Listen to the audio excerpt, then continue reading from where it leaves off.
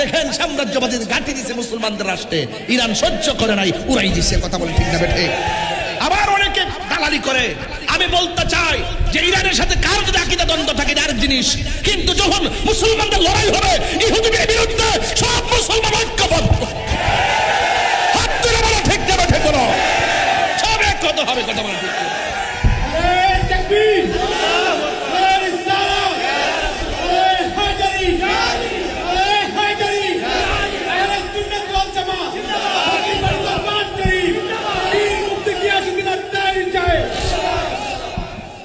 আমার কথা রাগ করেছেন? আরে কারবালার ঘটনা যদি ইহুদিরা ঘটাইতো মনটারে বুঝ দিতাম, খ্রিস্টান ঘটাইতো মনটারে বুঝ দিতাম, অন্য ধর্মের মানুষ ঘটাইতো মনটারে বুঝ দিতাম। এই কারবালার ঘটনা ঘটাইছে দাড়িওয়ালা, টুপিওয়ালা, পাগড়িওয়ালা, ফুরাতের পানি দিয়ে ওযু করেন না।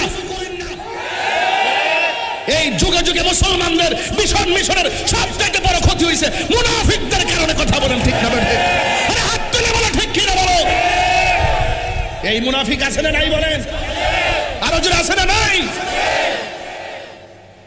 ইসরায়েলের গুন্ডা বাহিনীদেরকে শেষ করার জন্য যেই মুসলমান ভাই সামনে যাবে আমি তার পক্ষে আছি। কথা একটাই, কথা বলেন ঠিক না বেঠে? এক হইতে হবে।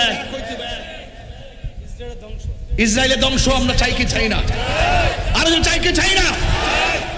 আপনার অস্ত্র কম হইতে পারে, তাহাজ্জুদ নামাজ পড়ে আজকে রাত্রেবেলা আল্লাহর কাছে কোন আল্লাহ মুসলমানদেরকে তুমি ইসরায়েলের হাত থেকে রক্ষা করো। এই মুসলমানদের চোখের পানি ইসরায়েলের গুন্ডা বাহিনীর জন্য ক্ষেপণাস্ত্র হয়ে যাবে। এরা যুদ্ধের জয় পরাজয় সংখ্যার উপরে নির্ভর করে না, যুদ্ধের জয় পরাজয় নির্ভর করে আল্লাহর উপরে অবিচল আস্থা আর বিশ্বাসের কারণে। কথা বলেন ঠিক না বেঠে? যাক, আমি আর লম্বা করবো না। আমি শুধু বুঝাইতে চাই সেই কথাটাই যে আমরা এই মাহফিলে আসি কেন আসি জানেন? আমরা আসি যে কদর রাত্রটা এমন ভাবে আমার শ্রদ্ধেয় মুসলিউদ্দিন আহমদ ফুনুরি হুজুর এমন ভাবে সাজাই দিয়ে গেছেন যে আপনাদেরকে সারা রাত জেগে থেকে জিকিরে ফিকিরে ইবাদতে রিয়াজতে কাটানোর জন্য যে সুযোগটা করছেন, তানাজ্জালুল মালাইকাতু ওয়ার রূহু ফিহা বিইজনি রাব্বিহিম মিন কুল্লি আমর সালামুন হিয়া হাত্তা মাতলাইল ফজর। এই মাহফিল ফজর পর্যন্ত চলে। কথা বলেন ঠিক না বেঠিক? চলেনি বাবা, চলেনি? সাহারির খাবার আসেনি? এটা সাধারণ কোনো কথা নয়, এটাই হলো বেলায়েতের ঠিকানা, এখানেই হলো তরিকতের নিশানা, এটাই হলো মারিফতের লেনা দেনা। এটাকে বলে ভাবের বাজার। ভাবের বাজার, ভাবের বাজারও বুঝে না, ববের বাজার বুঝে না। আমি কই প্রেম সাগর, হে কো কাম সাগর। আরাম জাদা কস কিতাবে আট ফালায়া দাও, ফালায়া দাও।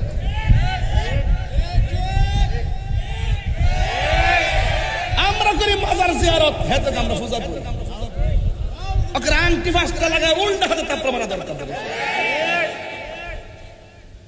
ফাস্টা আংটি মুড়া মুড়া লাগায় উল্টা হাতে তাপড়া মারা দরকার। মুখ সামলে কথা বলবেন। মাজারে সাজদা করা যাবে না। কথা বলেন ঠিক না বেটি? মাজারে কি করা যাবে না?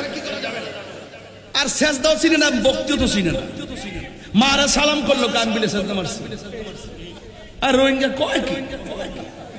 এই মোল্লা মুর্শিদ ইউটিউব মৌলবি কিছু আছে, ফেসবুক মুফতি, গুগল মুফাসসির, এরা বইয়া বইয়া ছোট ছোট ভিডিও সারে, কয় মাতা নোয়া মারে সালাম করে যাইতো না, এটা শিরিক হয়ে যাবে। আচ্ছা কোন তো দেখি কোন সন্তান কি মারে আল্লাহ জান্না সালাম করে? আমার মাঝে মাঝে সেতুটা জায়গা আমার অনেক বাইতে বুঝায়, আপনার তোর বয়স টোট হয়েছে, মেয়ে ছেলে হয়েছে, বড় হইতে সাল্লামা ছেলে বিয়ে দিবেন, আপনি একটু আস্তে আস্তে নরম হয়ে কথা কন না। আমি কইছি ওয়া জানা গরম, আমি কি গরম গরম হইছি?